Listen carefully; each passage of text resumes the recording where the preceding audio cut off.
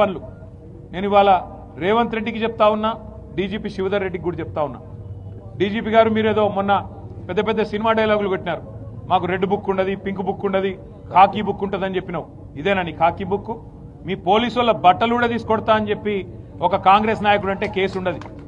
మిమ్మల్ని useless fellows అని ఒక బీజేపీ ఎంపీ అంటే కనీసం కేసు పెట్టే ధైర్యం లేదు. ఎందుకు? రాష్ట్రంలో అధికారంలో కాంగ్రెస్ ఉన్నది, కేంద్రంలో అధికారంలో ఉన్నది బీజేపీ కాబట్టి భయపడుతున్నావా? ఇవాళ మేము ప్రతిపక్షంలో ఉన్నాం కాబట్టి మా మీద కేసులు పెడతావా? ఒకటి గుర్తుపెట్టుకో డీజీపీ గారు, రేవంత్ రెడ్డి గారు గుర్తుపెట్టుకోండి, ఎప్పుడు అధికారం ఎవరికి శాశ్వతం కాదు. టైం వస్తుంది, 2 ఏళ్లలో మళ్ళీ కేసీఆర్ గారు ముఖ్యమంత్రి అవుతారు, మళ్ళీ రాష్ట్రంలో గులాబీ జెండా ఎగురుతుంది. ఈ అరాచకాలకి ఖచ్చితంగా చరమగీతం పాడే సత్తా ఆ రోజు మాకుంటది.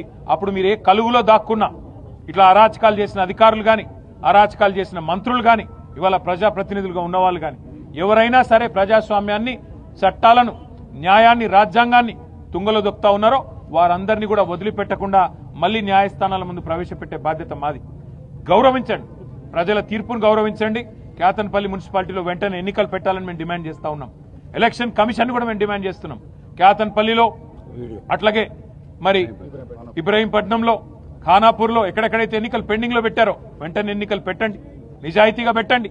అవసరమైతే ప్రత్యేకంగా సీనియర్ అధికారులను పర్యవేక్షకులుగా పెట్టండి, సీసీ కెమెరాలు పెట్టండి, శాంతి భద్రతలు పరిరక్షించే విధంగా చర్యలు తీసుకోండి, నిజాయితీగా ఎన్నిక జరిగే విధంగా చూసుకోండి. కానీ ఇదే రకమైన అరాచకం కొనసాగిస్తాం, రేవంత్ రెడ్డి ఆడిచ్చినట్టు ఆడతామంటే అంతగానం ఇంట్రెస్ట్ ఉంటే పోయి కాంగ్రెస్ కండువాలు కప్పుకోండి. అంతేగాని అధికారుల ముసుగులో అధికార పార్టీకి వత్తాసు పలికితే ఊరుకోము, వదిలిపెట్టము. చట్టం ఎవరికైనా ఒకటేని గుర్తువేస్తూ